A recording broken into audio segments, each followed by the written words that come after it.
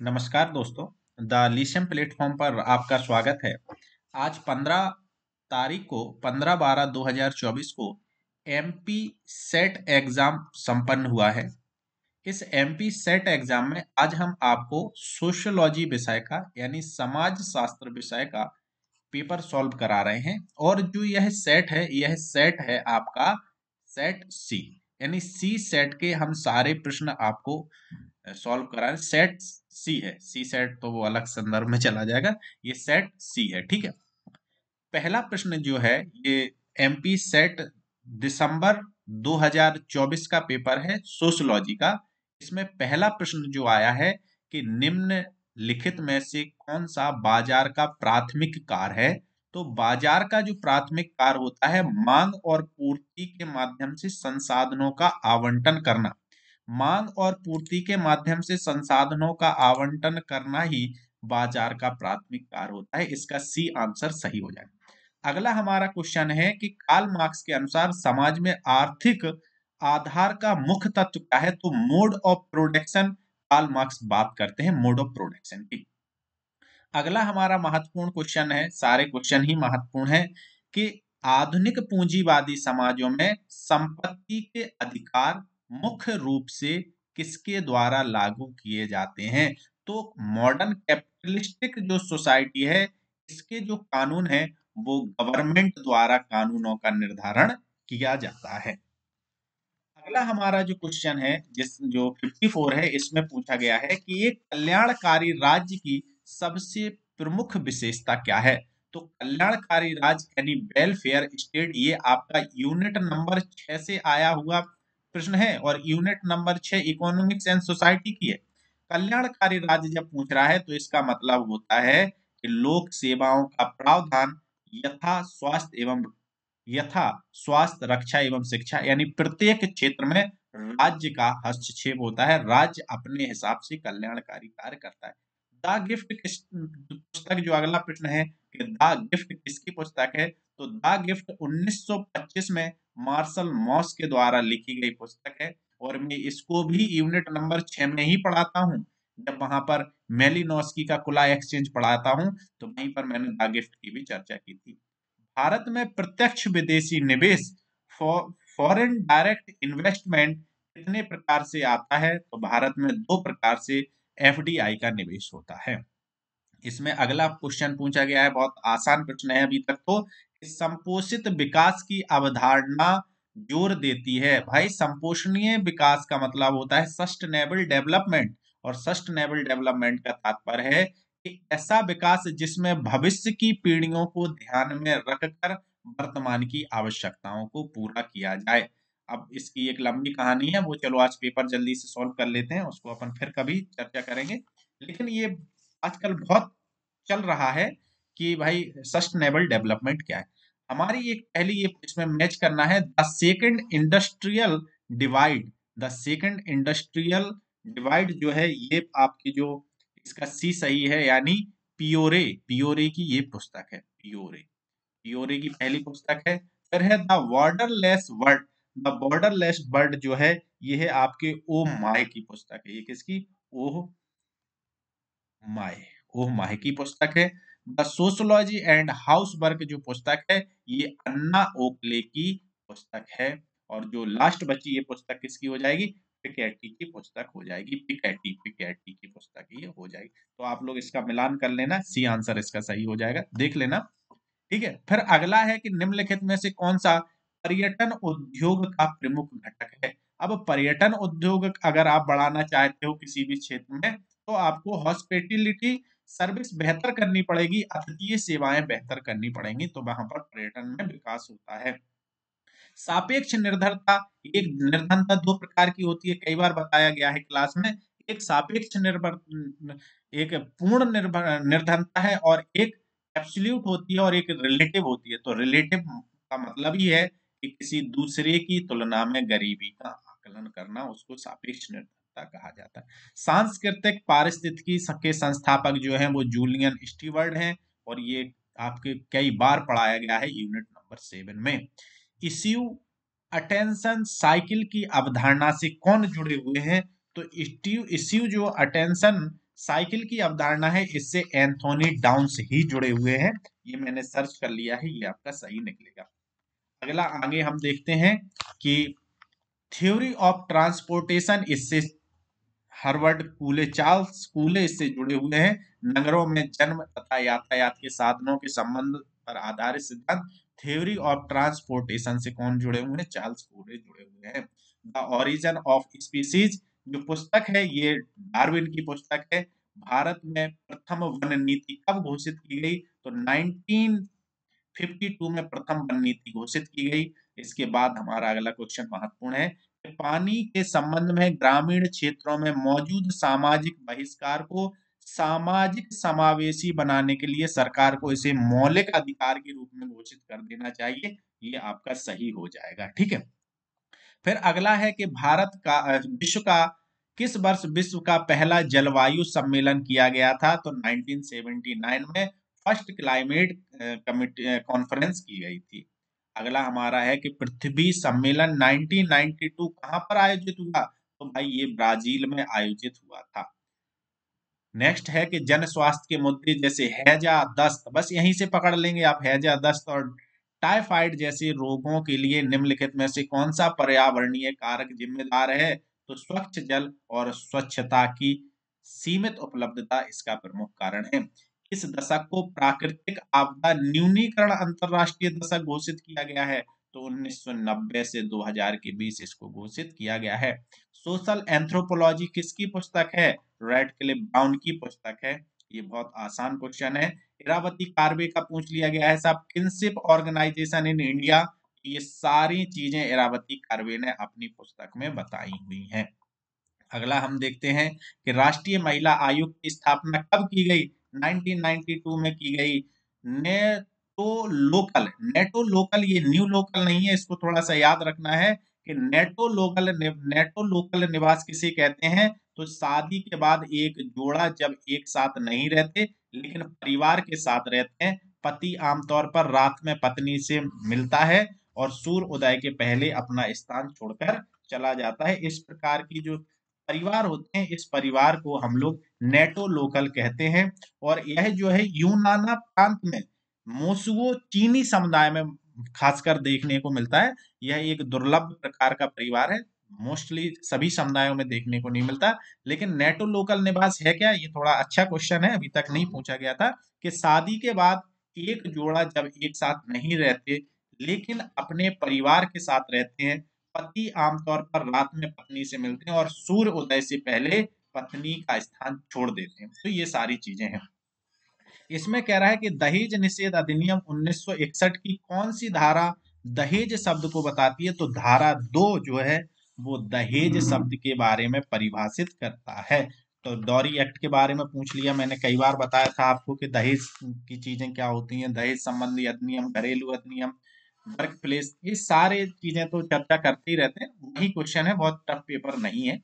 निम्नलिखित में से किस जनजाति में मात्र सत्तात्मक समाज है? तो भाई मात्र सत्तात्मक समाज गारो खासी में अपन लोग बात करते रहते हैं, वहीं पर है। ये मिताक्षरा वाला थोड़ा सा क्वेश्चन मैं डाउट में रख रहा हूँ क्योंकि ये मुझे हूबहू कहीं मिला नहीं है, लेकिन इसके आंसर 1 2 3 में देना थोड़ा संभव नहीं हो पा रहा है, तो इसको क्वेश्चन को आप डाउट में रखिएगा। 76।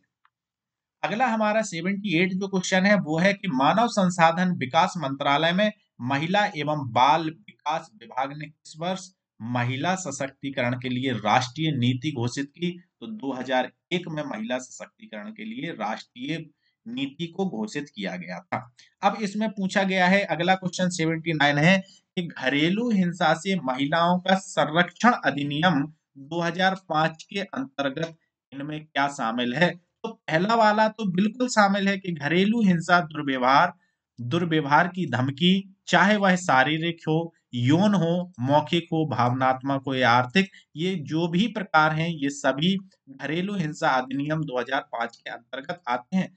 जहां तक मुझे याद है कि लिव इन रिलेशनशिप में रहने वाले दंपति को भी घरेलू हिंसा अधिनियम के अंतर्गत शामिल किया जाता है। और ये दो तो हमने पढ़ लिए हैं, ये हमारे इसमें प्रावधान दिए गए हैं। तो जहां तक है इसका आंसर डी सही होना चाहिए और डी ही सही निकलेगा। नेक्स्ट हम देखते हैं कि बहुपति परिवार में कौन सम्मिलित है? बहुपति परिवार में कौन सम्मिलित है? तो ये एक पत्नी और उसके सभी पति एवं बच्चे, तो वो बहुपति हो जाएगा। आसान प्रश्न था, इसको गलत नहीं करना था आपको। लेजर एक आधुनिक प्रौद्योगिकी है, इसका पूरा नाम क्या है? तो light amplification by stimulate emission of radiation, ये इसका सही आंसर हो जाएगा। नेक्स्ट हम लोग देखते हैं अगला जो हमारा क्वेश्चन है कि निम्नलिखित में से किस लेखक का मत है कि टाइम स्पेस कंप्रेशन प्रक्रिया के द्वारा विश्व परिवर्तित हो रहा है? तो डेविड हार्ले ने ये कहा है, तो डेविड हार्ले का ये कथन हो जाएगा। ये बहुत आसान क्वेश्चन है। 83 के प्रवाह के स्थान की चर्चा मैनुअल कैसल्स ने की है। मैनुअल कैसल्स फिलो स्पेस ऑफ फिलो की बात करते हैं। ये बिल्कुल सिलेबस के जो शब्द दिए गए हैं वहां से क्वेश्चन उठा लिए गए हैं कि ये यूनिट नंबर आपका आभासी समुदाय आईसीटी वाला आ गया है, ठीक है। ये, शायद ये यूनिट नंबर आपका 8 यूनिट 7 यूनिट से है, ये 7, हाँ ऐसी कोई ये अपनी आईसीटी वाली यूनिट है ना, आईसीटी समाज में उससे संबंधित है कि व्यक्तियों का ऐसा समूह जो सामाजिक व्यवसाय शैक्षणिक तथा अन्य उद्देश्यों हेतु आमने सामने की तुलना में मुख्य रूप से न्यूज़लेटर, टेलीफोन, ईमेल, तुरक्षण संदेश जैसे संचार माध्यमों के द्वारा अंतःक्रिया करते हैं, इसे वर्चुअल कम्युनिटी कहते हैं। और वर्चुअल कम्युनिटी नामक एक पुस्तक है जिसे हार्वर्ड रेनगोल्ड ने 1993 में लिखा था। ये आप याद कर लीजिए, बहुत ज्यादा आजकल पूछा जा रहा है।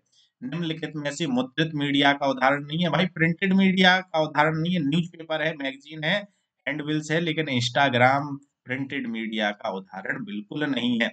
ई अभिशासन का एक प्रमुख अंग नहीं है, तो स्त्री और पुरुष के मध्य अंतः पृष्ठ इसका कोई मतलब नहीं है। Interface between the man and women, इससे कोई लेना देना नहीं है।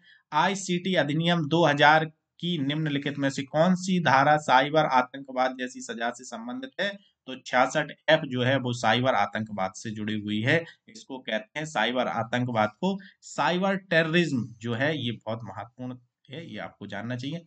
ये मैं बार बार बोलता ही रहता हूँ क्लास में, समाज में सूचना एवं संचार प्रौद्योगिकी के असंतुलित वितरण या अंतर को विवेचित करने वाले पद को कहा जाता है भाई डिजिटल विभाजन। डिजिटल विभाजन कई बार पढ़ाया हुआ क्वेश्चन है। निम्नलिखित में से किस संगठन द्वारा हेल्थ को स्वास्थ्य देखभाल क्षेत्रों में जन स्वास्थ्य को सहायता देने हेतु सूचना संचार प्रौद्योगिकी के उपयोग करने वाले पद के रूप में प्रयोग किया जाता है? इसको कहते हैं WHO। इसको WHO ने इन सब की बात की। नेक्स्ट है हमारा कि FAO की स्थापना कब की गई? तो ये 1945 में की गई FAO की स्थापना। धार्मिक प्रतीकों की गहन प्रेरण शक्ति की व्याख्या करने के लिए थियो थ्रेशोल्ड सिद्धांत किसने दिया? ये क्लिफोर्ड गिब्स इससे जुड़े हुए हैं, ये महत्वपूर्ण है। इसमें पूछा जा रहा है कि सामूहिक अनुष्ठान के प्रतीकात्मक महत्व का वर्णन करने के लिए अनुष्ठान मूल और अनुष्ठान स्थिति शब्द का प्रयोग इमाल तुर्कीम ने किया। बहुल सांस्कृतिकवाद क्या है? तो विभिन्न संस्कृतियों के सह अस्तित्व को ही हम बहुल सांस्कृतिकवाद कहते हैं। शिक्षा का वह प्रकार जो व्यक्ति को, नेक्स्ट क्वेश्चन है कि शिक्षा का वह प्रकार जो व्यक्ति को अपने दिन प्रतिदिन के अनुभव, संसाधनों और पड़ोस के शैक्षणिक प्रभाव के ज्ञान, मूल कौशल एवं ये सब अनौपचारिक शिक्षा का पार्ट है। This part is the information education. This हम आगे देखते हैं अगला क्वेश्चन जो हमारा है कि एक प्रक्रिया 95, एक प्रक्रिया जिसमें धार्मिक प्रतीक, भाषा, विचार और उनके मूल धार्मिक संदर्भ में मीडिया और उपभोग संस्कृति में पुनः पाठ्य रूपित किए जाते हैं, उसे कहते हैं कमोडिफिकेशन ऑफ रिचुअल्स। जब आप रिचुअल्स में उपभोग संस्कृति को मिला दोगे तो वो क्या हो जाएगा? कमोडिफिकेशन ऑफ रिचुअल्स हो जाएगा। भारतीय संविधान में धर्मनिरपेक्ष शब्द, ये सब यूनिट नंबर 10 से आ गया है। यूनिट नंबर 10 से ये सारे क्वेश्चन हम आपको पढ़ा चुके थे। संविधान के किस अनुच्छेद द्वारा, किस संविधान संशोधन द्वारा धर्मनिरपेक्ष शब्द को जोड़ा गया? तो 42वां संविधान संशोधन 1976 के तहत जोड़ा गया। लिंग यानी जेंडर और संस्कृति के विषय में, यह भी यूनिट नंबर 10 से आया हुआ प्रश्न है। यूनिट नंबर 10 से के जेंडर यानी लिंग एवं संस्कृति के विषय में निम्नलिखित कथनों में से कौन सा कथन सही है? तो संस्कृति जो है वो लिंग में क्या करती है, अपना प्रभाव जोड़ती है। संस्कृति जैसी होगी उसी के हिसाब से जेंडर की परिभाषित किया जाएगा, जेंडर की भूमिकाएं निर्धारित होगी। उनसे संबंधित ये क्वेश्चन है कि संस्कृति वयस्क पुरुष एवं महिलाओं की भूमिका को संचालित शासित करती है जो उसे स्वीकार करते हैं। बिल्कुल सही बात है। संस्कृति और जेंडर को अलग बिल्कुल नहीं किया जा सकता है, असंभव है, क्योंकि जैसी संस्कृति होगी वैसी ही जेंडर की भूमिका होगी, एक दूसरे से जुड़े हैं। और तीसरे नंबर पे दिया गया है कि संस्कृति सामाजिक व्यवहारों में जेंडर लिंग की भिन्नता को बढ़ा सकती है, घटा सकती है, यहाँ तक कि भिन्नता का उन्मूलन भी कर सकती है। इसके बिल्कुल तीनों कथन सही हैं, यानी उपरोक्त में से तीनों सही हैं। अगला क्वेश्चन देखते हैं। यह भी यूनिट नंबर 10 से आया हुआ क्वेश्चन है। यूनिट नंबर 10 में पर्यटन दिया गया है, पिलग्रिम्स दिया जाता है वहां पर। हमने एक बताया था आपको, वहां पर टॉपिक दिया गया है, उसी से संबंधित है ये। इसका आंसर जो है कि बौद्ध सर्किट में धार्मिक पर्यटन का सही क्रम लगाइए। तो इसमें जहां तक है ये वाला क्वेश्चन सही हो जाना चाहिए। आंसर बोध गया, वैशाली, राजगीर, सारनाथ, श्रावस्ती और कुशीनगर। इसको थोड़ा सा फिर भी एक बार अपन लोग और देखेंगे, ये इसका सही होना चाहिए। निम्नलिखित में से कौन सा सिद्धांत मानव संस्कृति के पैटर्न और सामाजिक विकास के लिए पर्यावरण को निर्धारक कारक मानते हैं? तो इसको कहते हैं हम लोग इन्वायरमेंट डिटर्मिनेज, पर्यावरणीय निश्चयवाद। पर्यावरणीय निश्चयवाद के अंतर्गत ही हम इन सब चीजों को शामिल करते हैं। नेक्स्ट हमारा 100 नंबर का क्वेश्चन है कि निम्नलिखित में से कौन सा कथन नव धार्मिक आंदोलन के विषय में उपयुक्त नहीं है? तो इसका डी सही हो जाएगा कि नव धार्मिक आंदोलन अक्सर लोगों से अत्यधिक तेजी से आध्यात्मिक गतिशीलता में बाधा पहुंचाते हैं। यह बिल्कुल सही नहीं है। ऊपर के तीनों कथन, समय थोड़ा ज्यादा हो जाएगा इसलिए मैं सारे ऑप्शन नहीं पढ़ रहा हूँ, आप खुद देख लीजिए, वो तीनों सही हैं, लास्ट वाला ये। ब्रोनिस्ला मेलिनोव्स्की का प्रकारवाद किस श्रेणी में आता है? भाई कल्चरल फंक्शनलिज्म श्रेणी में ये आता है। समाज का वास्तविक अध्ययन संरचनात्मक प्रकारवादी दृष्टिकोण से किया जाना चाहिए, रेडक्लिफ ब्राउन का यह कथन है। डीएच मीड ने अपने प्रतीकात्मक अंतःक्रियावाद के सिद्धांत में निम्नलिखित अवधारणाओं में से कौन सी अवधारणा का प्रयोग नहीं किया? सेल्फ इंटरेक्शन का प्रयोग किया है, डेवलपमेंट ऑफ सेल्फ का प्रयोग किया है, सिंबॉलिक मीनिंग का प्रयोग किया है, लेकिन फ्रेगमेंटेशन ऑफ सेल्फ का प्रयोग नहीं किया है। नेक्स्ट क्वेश्चन है, ज्ञान के समाजशास्त्र, मैंने कार्ल मैनहीम को जब पढ़ाया यूटोपिया एंड आइडियोलॉजी में, तो कई बार इसकी चर्चा की। ज्ञान के समाजशास्त्र की बात कार्ल मैनहाइम करते हैं। ज्ञान का भंडार, stock of knowledge, Alfred sweets इससे जुड़े हुए हैं। और अल्फ्रेड स्विट्स जब ज्ञान के भंडार की बात करते हैं तो कहते हैं ज्ञान के भंडार को हम सामाजिकरण के माध्यम से सीखते हैं, इसे सोशल रियलिटी मानते हैं, पैरामाउंट रियलिटी मानते हैं, टेकन फॉर ग्रांटेड इसको लेते हैं, लेकिन क्रियाओं के उपचार की उन्होंने बात नहीं की है। निम्नलिखित नाट्यशास्त्र के विश्लेषण में इरविन गॉफमैन ने निम्नलिखित में से किस अवधारणा का प्रयोग किया है? तो इन्होंने अपनी पुस्तक the presentation of self in everyday life में फ्रंट और बैक स्टेज शब्द का प्रयोग किया है और अन्य शब्दों का प्रयोग नहीं किया। फिर बोर्डू ने 4 प्रकार की पूंजी बताई। आर्थिक पूंजी बताते हैं, सामाजिक पूंजी बताते हैं, सांस्कृतिक पूंजी बताते हैं, प्रतीकात्मक पूंजी बताते हैं, लेकिन राजनैतिक पूंजी की बात नहीं करते, यानी इसका आंसर बी ही सही हो जाएगा। हैबरमास ने संपूर्ण ज्ञान, हैबरमास एम्पेरिकल नॉलेज की बात करते हैं, हिस्टोरिकल नॉलेज की बात करते हैं, इंटरप्रिटेटिव नॉलेज की बात करते हैं, लेकिन काल्पनिक ज्ञान की बात नहीं करते हैं। हैबरमास प्रकारवाद के आलोचक भी थे, ये भी याद रखना है। मिशेल फूको के अनुसार निम्नलिखित में से कौन संरचनावाद का आधार है? तो मिशेल फूको ने कहा है कि जिस व्यक्ति को जितना अधिक ज्ञान होगा उसके पास उतनी अधिक शक्ति होगी। और मिशेल फूको अपने पूरे पावर में, अपने पूरे सिद्धांत में व्यक्ति ज्ञान और शक्ति की बात करते हैं, व्यक्ति ज्ञान और शक्ति की बात करते हैं। वही क्वेश्चन आ रहा है। एंथनी गिडिंस के अनुसार निम्नलिखित में से कौन संरचनाकरण सिद्धांत की एक अभिलाक्षणिक विशेषता नहीं है? तो एंथनी गिडिंस जब अपनी स्ट्रक्चरेशन की थ्योरी देते हैं, एंथनी गिडिंस ने अपनी स्ट्रक्चरेशन की थ्योरी में रिफ्लेक्सिविटी की बात की है, agent structure of dualism, agency and agency की बात की है, पर्सनालिटी कल्चर की बात की है, लेकिन सामाजिक अभ्यास की इन्होंने बात नहीं की है। नेक्स्ट अब हम बात करते हैं कि एक या एक से अधिक चरों को नियंत्रित करने के लिए किए जाने वाले शोध को कहा जाता है भाई एक्सपेरिमेंट शोध कहा जाता है, इसको प्रयोगात्मक रिसर्च कहा जाता है, प्रयोगात्मक शोध कहा जाता है। निम्नलिखित में से कौन समाज वैज्ञानिक संरचनात्मक प्रकारवाद से नहीं जुड़ा हुआ है? तो एसएफ नाडल संरचनात्मक प्रकारवाद से नहीं जुड़े हुए हैं।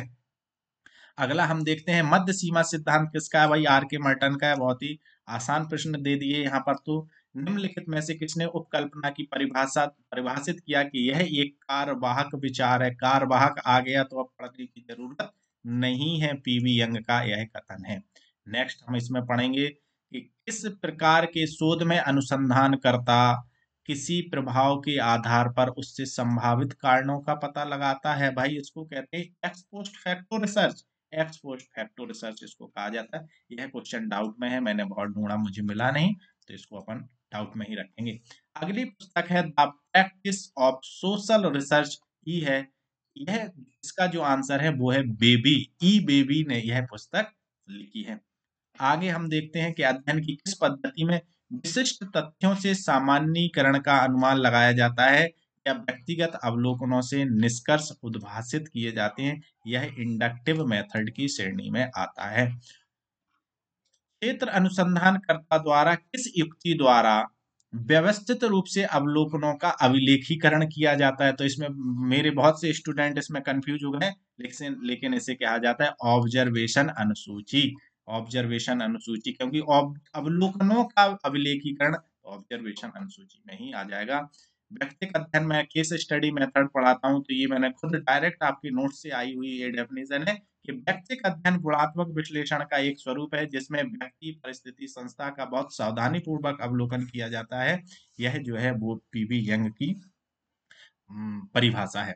निम्नलिखित में से किस समाजशास्त्री ने सामाजिक संरचना को यांत्रिक और सावयवी एकता में बांटा। भाई इमाइल दुर्कीम ने कितनी बार, 1000 बार बताया हुआ क्वेश्चन है। जजमानी व्यवस्था मुख्य रूप से जुड़ी हुई है व्यवसायिक अन्योन्याश्रितता पर, ऑक्यूपेशनल इंटरडिपेंडेंसी पर यह जुड़ी हुई एक व्यवस्था है। ग्लास सीडिंग में अभी बात कर रहा था जब मैं आपको यूनिट नंबर 8 पढ़ा रहा था, तो वहां पे मैंने बताया कि ग्लास सीडिंग क्या है। महिलाओं को, खासकर महिलाओं के संदर्भ में बताया था कि एक ऐसी आदर्श दीवार होती है जो महिलाओं को आगे बढ़ने में बाधा उत्पन्न करती है। महिलाओं और अल्पसंख्यकों को कार्यस्थल में आगे बढ़ाने में रोकने वाली आदर्श बाधाओं को ग्लास सीडिंग की संज्ञा दी जाती है। वह कानून जो सामान्य संहिताओं की जगह प्रथाओं व न्यायिक निर्णयों से प्राप्त किए जाते हैं उन्हें कहते हैं कॉमन लॉ। कॉमन लॉ कहा जाता है उन्हें, जो सामान्य निर्णयों में शामिल होते हैं। भाई अगला हमारा क्वेश्चन है कि निम्नलिखित में से कौन सी पूंजीवादी अर्थव्यवस्था समाज की एक व्यवस्था है। फ्री मार्केट कंपटीशन, ये पूंजीवादी व्यवस्था की, ये यूनिट नंबर 6 से आया हुआ प्रश्न है। ये मैं सीधा पढ़ाया हुआ क्वेश्चन है। निम्नलिखित में से कौन नौकरशाही की एक विशेषता नहीं है। तो लचीलापन। अब इसमें क्या ही हम कहें कि क्या पढ़ा, क्योंकि सारे प्रश्न वही हैं, सब आसान प्रश्न है। निर्जाति केंद्रितता की अवधारणा, निर्जाति केंद्रता की अवधारणा को अच्छे से वर्णित किया जाता है। एथनोसेंट्रिज्म, एथनोसेंट्रिज्म 1000 बार बोला और समझाया गया प्रश्न है कि अपने स्वयं के जातीय समूह की श्रेष्ठता में विश्वास ही एथनोसेंट्रिज्म कहलाता है। वेलफेयर स्टेट, बहुत बार, 2 बार क्वेश्चन आ चुका है। वेलफेयर स्टेट की अवधारणा निम्नलिखित में से किससे जुड़ी हो। तो सामाजिक सुरक्षा और कल्याण के लिए राज्य की जिम्मेदारी ही वेलफेयर स्टेट की प्रमुख भूमिका है। अगला क्वेश्चन पूछ रहा है हमसे कि निम्नलिखित में से किसके अनुसार सत्ता उन लोगों के हाथों में केंद्रित होती है जिसके पास समाज के भीतर आर्थिक नियंत्रण होता है। इस प्रकार की बात कार्ल मार्क्स ही कहेगा। भाई आधुनिकीकरण का अर्थ है, आधुनिकीकरण मैंने बताया है, जब भी करण शब्द लग जाएगा तो यह प्रोसेस हो जाएगी, और प्रोसेस का मतलब होता है आर्थिक विकास की दिशा में सामाजिक परिवर्तन की प्रक्रिया ही आधुनिकीकरण की श्रेणी में आती है। Caste and race in India, GS Ghurye की पुस्तक है। नेक्स्ट क्वेश्चन है कि परंपरागत भारतीय ग्रामीण समुदाय में कृषक सामाजिक संरचना निम्नलिखित में से किस ढांचे के भीतर संगठित किया गया है। तो इसको जजमानी व्यवस्था भी मान लो, वैसे ये सब ग्रामीण समाज की व्यवस्था है, तो इसका बी आंसर सही आना चाहिए, बी ही सही होगा। फिर है कि निम्नलिखित में से स्वतंत्रता प्राप्ति के उपरांत भारत में निम्नलिखित में से कौन सा कदम भूमि सुधारों के लिए उठाया गया। तो मध्यस्थों का उन्मूलन, पाटीदारी, ये सारी कदम यहाँ पर उठाए गए थे। नेक्स्ट अगला हमारा क्वेश्चन है, अगला हमारा प्रश्न बनता है कि निम्नलिखित में से कौन सा कृषि संबंधी संकट आजीविका की तलाश में नगरों के प्रवसन का एक कारण नहीं है। एक कारण नहीं है। तो सूखाग्रस्त भूमि, ये तो कारण है। रेगिस्तान, ये भी कारण है। बाढ़ प्रभावित क्षेत्र, ये भी कारण हो सकता है। स्वास्थ्य सुविधाओं का अभाव, ये भी कारण हो सकता है। तो ये कह रहे हैं निम्नलिखित में से कौन कृषि संबंधी संगठन संकट की आजीविका की तलाश में नगरों का कृषि संबंधी, तो कृषि संबंधी जब पूछ रहा है तो इसमें स्वास्थ्य सुविधाएं इसमें थोड़ा सा बेमेल सा लग रहा है, तो अपन इसको डी मान के चलते हैं अभी, ठीक है। अगला हम देखते हैं इसमें, भाई चंपारण आंदोलन कहाँ पर है? 1917 में हुआ था। 1917 कहाँ? बिहार में हुआ था। तो अपन देख लें ए का चौथा कहाँ है? डी में है, तो ये आंसर हमारा सही हो जाएगा। नेक्स्ट हम देखते हैं कि लुईस बर्थ के अनुसार निम्नलिखित में से कौन सी नगरीयता की विशेषता नहीं है भाई? तो स्लो पेस ऑफ लाइफ, यानी जीवन की धीमी गति इसका मतलब नहीं है इनकी विशेषता। लुई बर्थ ने बताया है कि शहरीकरण में अस्थिरता है, दिखावा है और अपरिचितता है। 1961 के अनुसार एक कस्बे में न्यूनतम कितनी आबादी होना चाहिए? भैया 5,000 से लेकर 10,000 के बीच होने चाहिए। गेटेड आवासीय परिवेश समुदायों में किस आय वर्ग के लोग रहते हैं? तो मिडिल क्लास के लोग रहते हैं इसमें, हायर इनकम वाले तो बंगलों में रहते हैं, ठीक है। वर्ष 2011 की जनगणना के अनुसार सबसे अधिक स्लम्स एरिया जो कहाँ है? वो महाराष्ट्र में है, सबसे अधिक स्लम बस्तियां। पैट्रिक गिट्स ने नगर विकास के कितने चरण बताए हैं? 6 चरण बताए हैं। यू पॉलिस फलाने 6 बताए हैं। 3 उत्थान की अवस्थाएं बताई, 3 पतन की अवस्थाएं बताई हैं। तेलंगाना आंदोलन, तेभागा आंदोलन, नक्सली और भूमि कब्जा जैसे महत्वपूर्ण आंदोलन किसके द्वारा उभरे? तो साम्यवादी विचारधारा के द्वारा उभरे हैं। किसके अनुसार? किसी भी प्रकार के सामूहिक व्यवहार की घटना, चाहे दहशत हो, दंगे हो, सुधार या क्रांति हो, आंदोलन हो, संरचनात्मक दबाव, ये सब इतनी जब सामूहिकता की बात आ गई तो बस अपन को यहाँ से दुर्खीम को पहचान लेना है। समाज एक नैतिक घटना है और नैतिकता की बात कौन करते हैं? इमाल दुर्खीम जी करते हैं। नेक्स्ट देखते हैं, कोहेन और अराटो ने नागरिक समाज के तीसरा दायरा के बारे में चर्चा की है, को संदर्भित किया है, तो तीसरा दायरा के रूप में संदर्भित किया। भूमि जोत के आकार के आधार पर कृषकों का वर्गीकरण किसने किया? तो डैनियल थर्नर ने किया। नेक्स्ट हम देखते हैं कि नारीवादी पर्यावरणवाद से कौन जुड़ा हुआ है? बीना अग्रवाल इससे जुड़ी हुई हैं। अखिल भारतीय महिला कांग्रेस की प्रथम अध्यक्ष कौन? अखिल भारतीय महिला कांग्रेस प्रथम महिला अध्यक्ष की बात हो रही, तो एनी बेसेंट इसमें बनाई गई। एनी बेसेंट शायद 17 में और सरोजिनी नायडू 1925 में बनी थी। अगला प्रश्न हमारा है कि भारत सरकार की एक पहल जो ग्रामीण भारत में किसानों तक कृषि विस्तार और अन्य जानकारी पहुंचाती है, उसे ई चौपाल कहा जाता है। भूदान आंदोलनों का व्यवस्थित अध्ययन किसने किया? यह प्रश्न मुझे नहीं मिला, फिर भी आप इसका जहां तक है एमएसए राव आ सकता है आंसर, पर अपन इसको वेट करेंगे, देखते हैं आयोग क्या मानता है। किसने किसान आंदोलनों को किसान संघर्ष और कृषि संघर्ष में वर्गीकृत किया? तो ये रंजीत गुहा ने इसको वर्गीकृत किया था। यहाँ पर आपके एमपी सेट दिसंबर 2000 दिसंबर 2024 में यह पूरा प्रश्न पत्र हमने आपका सॉल्व करवा दिया है। इसमें 3-4 प्रश्न डाउट में छोड़े हैं, बाकी प्रश्नों को मैंने सर्च किया है, अपने विवेक के आधार पर बताया है। मैं यह दावा नहीं कर रहा हूं कि सारे प्रश्न सही होंगे, लेकिन आपको एक आंसर की बनाने में यह बहुत अधिक मदद करेंगे। अगर हमारा पेड बैच भी चलता है, अगर आप द लीशियम से जुड़ना चाहते हैं तो हमारे इस नंबर पर संपर्क करके हमसे जुड़ सकते हैं। और बहुत अच्छा बैच चल रहा है अभी, यूजीसी नेट का पिछली बार का भी हमारा बहुत अच्छा रिजल्ट रहा था। तो अगर आप अपनी तैयारी को बेहतर करना चाहते हैं तो आप हमसे अवश्य जुड़ें। और आज का पेपर बस यहीं हम कंप्लीट कराते हैं। और इस पेपर की अगर हम प्रकृति की बात करें तो यह पेपर को सरल भी कह सकते हैं, थोड़ा सरल से ऊपर, यानी हम मॉडरेट लेवल का ही कहते हैं, लेकिन टफ पेपर तो हम नहीं रखेंगे। यह पेपर टफ नहीं है, मॉडरेट किस्म का है, मतलब सरल भी है और थोड़े से टफ क्वेश्चन है। सारे प्रश्न टफ नहीं है, तो ये मॉडरेट किस्म का लेवल है। अब इसके कट ऑफ पर हम अब तभी बात कर पाएंगे जब हमें सारे लोगों से पता चल जाएगा सर हमारे इतने इतने, कम से कम 150 लोगों का जब हमारे पास फीडबैक आया तो एक कट ऑफ से भी संबंधित हम वीडियो बना। आज के लिए इतना ही, नमस्कार।